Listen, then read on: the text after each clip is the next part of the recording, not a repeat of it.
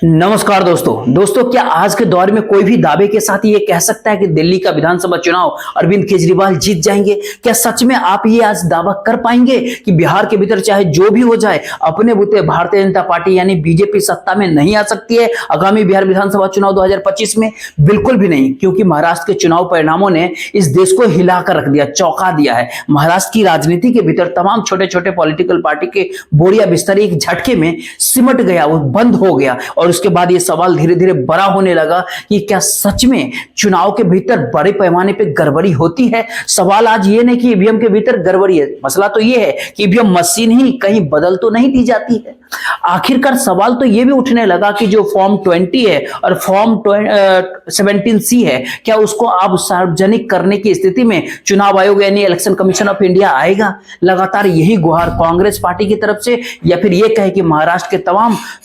Political party की तरफ से, या फिर कहीं पीआईएल के जरिए भी कहीं ना कहीं हाईकोर्ट और अलग अलग राज्यों के अलग अलग अदालतों के दरवाजा खटखटाया तो गया है। लेकिन ये सवाल भी धीरे धीरे बड़ा होने लगा कि अब सार्वजनिक तौर पर इलेक्शन कमीशन को फॉर्म 20 और फॉर्म 17C को सामने रख देना चाहिए, क्योंकि बाकायदा चुनावी आचार संहिता ये कहती है कि अगर किसी भी व्यक्ति को कोई शक हुआ हो तो फिर इन कागजों को सार्वजनिक तौर पर सामने रखना पड़ेगा।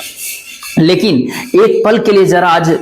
आपसे अगर कोई ये पूछ ले कि क्या 24 घंटे पहले, बाकायदा एक दिन पहले देश के कानून मंत्रालय ने एक नोटिफिकेशन जारी किया है। जी हां, और वो कानून की शक्ल में संशोधन के साथ इस भारत देश के सामने आ भी गया, जिसके भीतर ये कहा गया है कि अब 93C के तहत कुछ भी बताने की जरूरत है ही नहीं। जो केवल इस पे जो सफाई होगा ना, उसी कागज को केवल सार्वजनिक करेंगे। यानी चुनाव के भीतर अगर गड़बड़ी हुई और उसके बाद कोई भी व्यक्ति किसी भी दस्तावेज को नहीं दिखाएंगे। ये एक ऐसी परिस्थिति है जो ये कहती है कि रूल 93(2) के भीतर संशोधन किया गया है, बाकायदा नोटिफिकेशन भी जारी कर दिया गया है। आज लगता है उस नोटिफिकेशन की एक कॉपी को आपको देख लेना चाहिए। भारत सरकार के गैजेट के भीतर परिवर्तन हो चुका है। अब ऐसे में इलेक्शन कमीशन ऑफ इंडिया, चुनाव आयोग, ऐसी कोई परिस्थिति का सामना बिल्कुल ही नहीं उसे सामना करना पड़ेगा जहां पर उनको आरोप उनके ऊपर लग जाए कि आप चुनाव में गड़बड़ी किए और आप दस्तावेज दिखाइए। ऐसा कुछ नहीं अब उनको करना पड़ेगा। अभी तक तो केवल बात वीवीपैट की होती थी, लेकिन अब यहाँ पे तो परिस्थितियां दूसरी है, क्योंकि नोटिफिकेशन और गैजेट के भीतर जो तमाम सारी चीजें सामने आई उसमें फॉर्म 20 और 17C को सार्वजनिक करने का निर्देश हाईकोर्ट ने जो इससे पहले दिया था, और वही दूसरी अदालतों के भीतर जो पीआईएल दाखिल हुआ था, जब उसके जरिए कहा गया कि इसको आप सार्वजनिक करें, आप इसको दिखाएं, बताएं, तो इलेक्शन कमीशन ने इसी कानून में ही संशोधन कर दिया। लॉ मिनिस्ट्री के एक नोटिफिकेशन के भीतर साफ साफ कहा गया कि पहले रूल 93(2) में चुनाव से जुड़े सारे कागज दस्तावेज पब्लिक इंस्पेक्शन के लिए ओपन करने चाहिए। लेकिन अब उसके भीतर स्पेसिफाइड शब्द को जोड़ दिया गया। जो स्पेसिफाइड नहीं है उसको सामने लाने की जरूरत नहीं है। यानी ये कहे कि इस समय में आपके मन में जो कुछ भी मुद्दे उभर रहे होंगे और ये सवाल आपके मन में लगातार कहीं ना कहीं हिलोरा मार रहा हो कि इस देश के भीतर सच में संविधान एक मुद्दा है, जाति जनगणना एक मुद्दा है, इस भारत देश के भीतर कॉर्पोरेट की लूट एक मुद्दा है, इस भारत देश में सत्ता और कॉर्पोरेट का एक जो नेक्सस है, जो करप्शन जो मतलब राजनीतिक मुद्दा जिस पिछड़े तबके को मुख्य धारा के भीतर लाने का सवाल विपक्ष या पॉलिटिकल तौर पे राहुल गांधी उठाते हैं, क्या मायने इस दौर में रखता है? जब इस तमाम सारी बातें सामने धीरे धीरे आ रही है कि जब इलेक्शन कमीशन ऑफ इंडिया को इतनी ताकत सौंप दी जाए कि उसके ऊपर कोई उंगली उठा ही नहीं सके। यानी इस भारत देश के भीतर लोकतंत्र का मतलब अगर चुनाव है, और चुनाव के भीतर अगर चुनाव आयोग के जरिए अगर सत्ता पक्ष के अनुकूल परिस्थितियां बनाई जाती है और इसके ऊपर अगर कोई आपत्ति दर्ज करे, तो फिर कौन सा सबूत सामने आएगा? जब 1961 के रिप्रेजेंटेटिव एक्ट के तहत उसके भीतर संशोधन अब कर दिया गया है, तो फिर ऐसे में आप कह सकते हैं कि आपके मन में एक सवाल उठ रहा हो कि नया साल आ रहा है 2025, और इस साल दो बड़े राज्यों के भीतर विधानसभा के चुनाव होने। एक केंद्र शासित राज्य है दिल्ली, लेकिन दिल्ली की सियासत में, दिल्ली की राजनीति में अरविंद केजरीवाल की मौजूदगी भारतीय जनता पार्टी के लिए, बीजेपी के लिए एक मुश्किल सबब लगातार बनी हुई है। तो क्या सच में दिल्ली के विधानसभा चुनाव को लेकर के भी कोई आपत्ति अगर किसी भी तर्ज पर किसी भी नेता को अगर होती है और चुनाव परिणाम अगर भारतीय जनता पार्टी के हक में जाते हैं तो फिर आम आदमी पार्टी ऐसे में क्या करेगी। और इससे हट करके एक और परिस्थिति देखिए कि आखिर महाराष्ट्र के विधानसभा चुनाव परिणाम के अक्ष तले अगर आप देखेंगे, महाराष्ट्र के भीतर इससे पहले भारतीय जनता पार्टी कभी भी अपने बूते सत्ता में आने की स्थिति में नहीं आ पाई, इस बार भी नहीं आई है। लेकिन इस बार उसकी ताकत इतनी जबरदस्त, इतनी बम्पर है कि वो दूसरे तमाम पॉलिटिकल पार्टी का सुपरा वहां पे सांप एक झटके में हो गया। यानी ये कहे कि जो भारतीय जनता पार्टी बिना शिवसेना के महाराष्ट्र के भीतर आगे बढ़ नहीं पाती थी और उसके अपने एमएलए यानी अपने विधायक की संख्या जो पिछले बार 105 जीत करके आए थे उसको बड़ी ताकत के तौर पे महाराष्ट्र के भीतर देखा जा रहा था। इस बार वो आंकड़ा 137 यानी 137 यानी 144 पे बहुमत चाहिए और उसके बाद उसको किसी भी पॉलिटिकल पार्टी की जरूरत होती ही नहीं,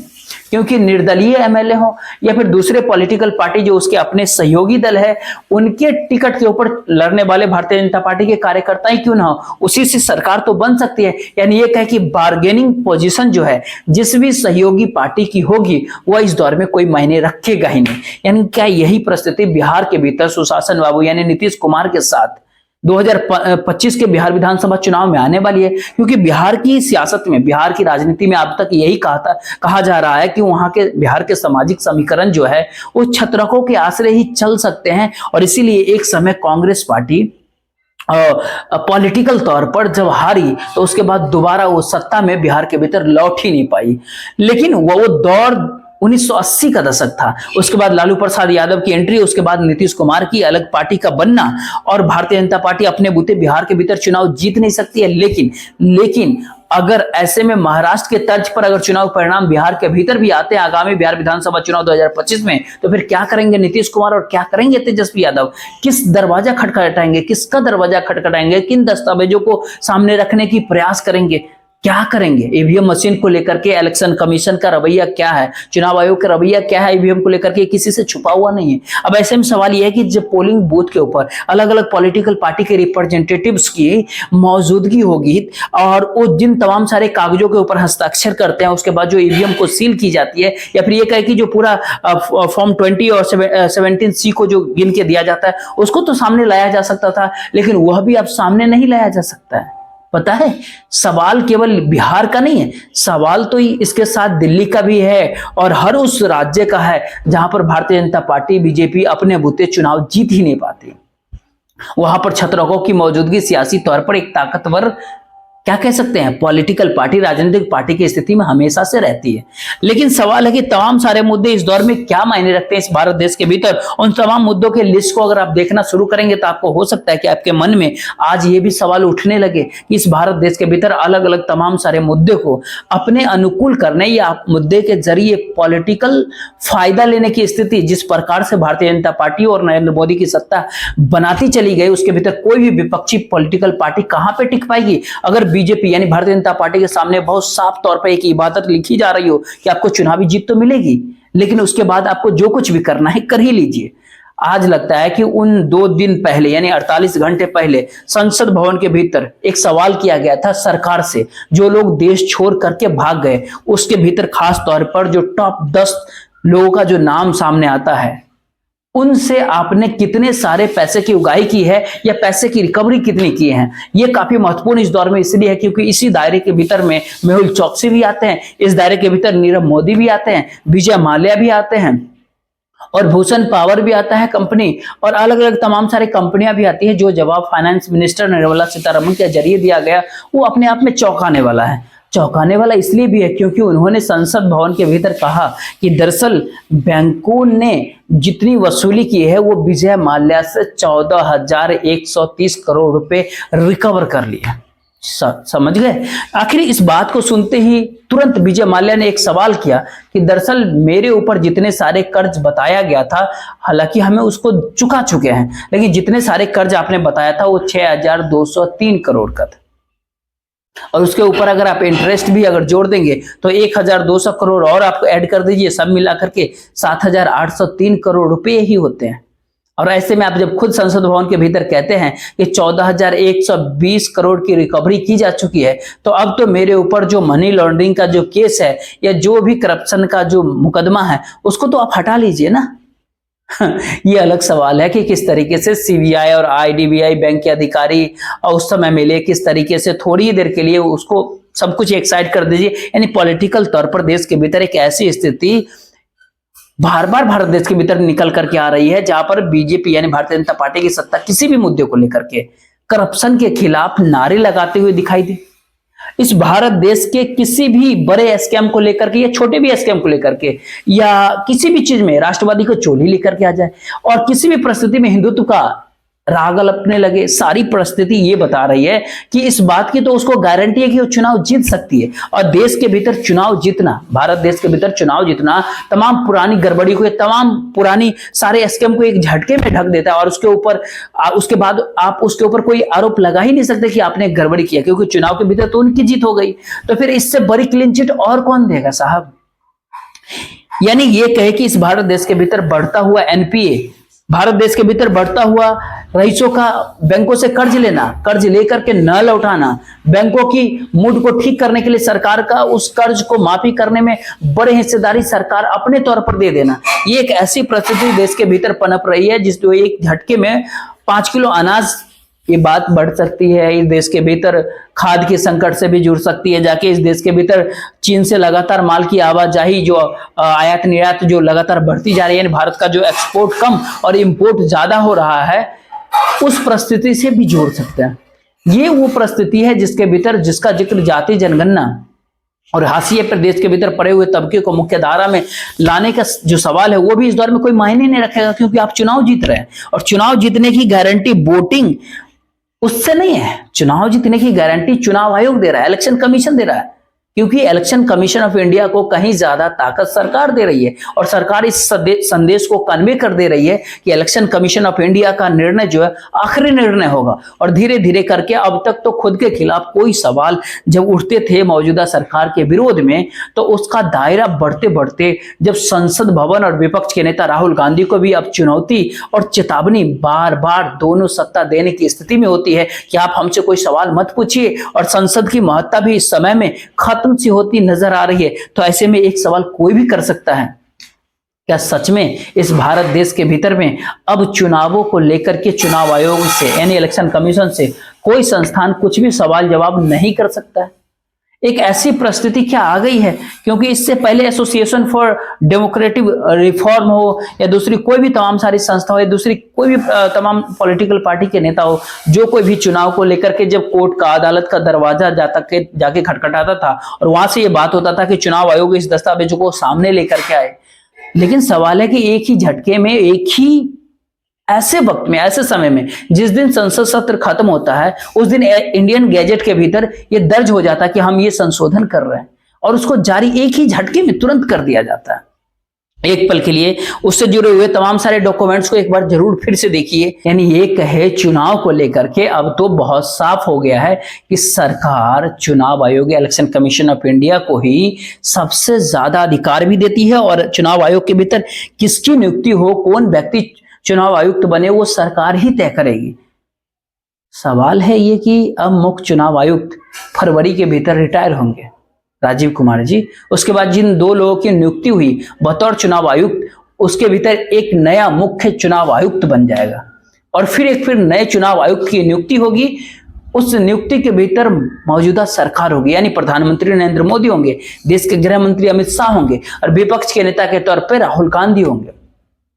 लेकिन राहुल गांधी विरोध भी अगर करे, 3 लोगों को अगर वोट करने हैं, तो जो 2 के हिस्से में जाएगा वोट, वही व्यक्ति इलेक्शन चुनाव आयुक्त होगा। तो ऐसे में विपक्ष की मौजूदगी भी है और उसकी कुछ होगी भी नहीं, कुछ चलेगी भी नहीं। क्या यही स्थिति चुनावी प्रक्रिया के दौर में बीते 10 सालों के भीतर अलग अलग खाकों के भीतर आपको देश के भीतर बार बार नजर आती है क्या? क्योंकि एक सवाल तो इलेक्टोरल बॉन्ड को लेकर के इससे पहले इस तर्ज पे उठने लगा था, और उस समय देश के प्रधानमंत्री नरेंद्र मोदी ये बात कहने से चूके नहीं थे कि देखिए इलेक्टोरल बॉन्ड दरअसल ब्लैक मनी को रोकता है।